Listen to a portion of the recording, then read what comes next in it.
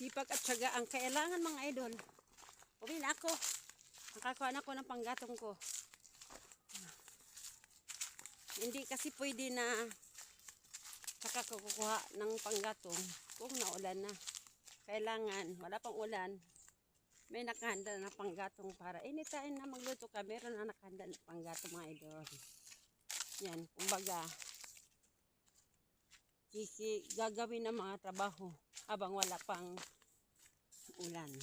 Ayan. Kasi since na wala akong siyalan, gatong len ang aking gamit. Kaya manguha ako ng panggatong mga idol.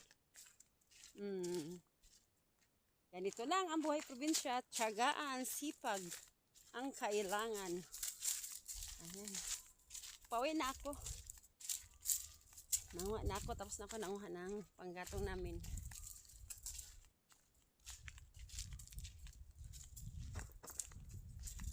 Kung araw-araw ko itong kuhaan ng panggatong na ito, hindi agad-agad maubos. Siyempre, meron din ako nakahanda doon na may isang sako na din ako doon. Kinuha pa.